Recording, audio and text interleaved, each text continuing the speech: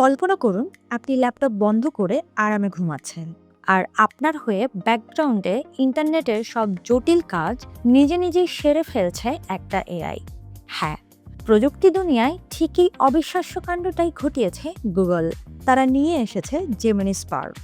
এটা কোনো সাধারণ চ্যাটবট নয় যে আপনি প্রশ্ন করবেন আর সে উত্তর দেবে। একে একটা কাজ দিয়ে আপনি কম্পিউটার অফ করে দিলেও ক্লাউড প্রযুক্তির মাধ্যমে সে ব্যাকগ্রাউন্ডে 24 ঘন্টা একটানা কাজ করে যাবে।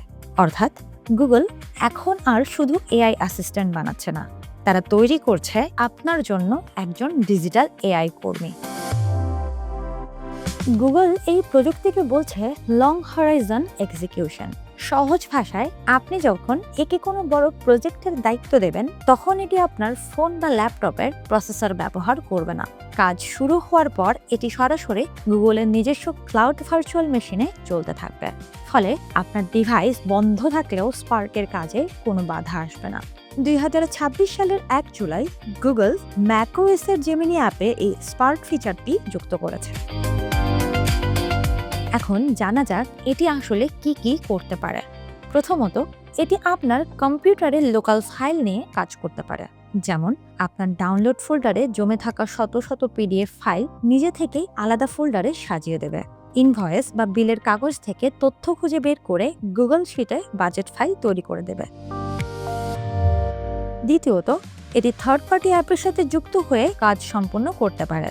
ক্যানভায় ডিজাইন করা, ড্রপবক্সে ফাইল গোছানো, ইনস্টাকার্টে বাজারের অর্ডার দেওয়া, ওপেন ট্যাবলে রেস্টুরেন্ট বুকিং বা আপনার পছন্দের অ্যাপার্টমেন্টের ভিজিট টাইম শিডিউল করা, সবই স্পার্ক একা সামলে নেবে।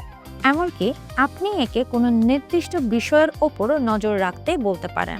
ধরা যাক শেয়ার বাজার 5% পড়ে গেলে আপনাকে সতর্ক বার্তা পাঠানো, প্রিয় ফুটবল ম্যাচ শেষ হওয়ার সাথে সাথে তার সম্পূর্ণ অ্যানালাইসিস বা বিশ্লেষণ তৈরি করা, এই সব কিছুই ব্যাকগ্রাউন্ডে চলতে থাকবে আপনি অফলাইনে থাকলেও। আর ডেভেলপারদের জন্য সুখবর হলো এতে মডেল কনটেক্সট প্রোটোকল সাপোর্ট রয়েছে, যা দিয়ে নিজস্ব কাস্টম টুল এর সাথে যুক্ত করা যাবে। তবে এই ম্যাজিক্যাল প্রযুক্তি ব্যবহার করতে পকেট থেকে বেশ ভালো অঙ্কের টাকা গুনতে হবে। স্পার্ক বর্তমানে শুধু গুগল এআই আল্ট্রা সাবস্ক্রাইবারদের জন্য উপলব্ধ, যার মাসিক খরচ 99.99 মার্কিন ডলার বা বাংলাদেশি টাকায় প্রায় 12,300 টাকার বেশি। তাছাড়া এটি এখন কেবল যুক্তরাষ্ট্রে বেটা সংস্করণে চলছে, যার কারণে বাংলাদেশের ব্যবহারকারীরা এখনই এই সুবিধা পাচ্ছেন না। ভবিষ্যতে এআই যখন এভাবে মানুষের 24 ঘন্টার সব ডিজিটাল কাজ নিজে থেকেই সামলে নেবে, তখন তা আমাদের জীবনকে অনেক সহজ করবে, সন্দেহ নেই। কিন্তু একই সাথে প্রশ্ন থেকে যায়, এটি কি মানুষের জন্য সবচেয়ে বড় সুবিধা নাকি নতুন কোনো কর্মসংস্থানের উদ্বেগের কারণ?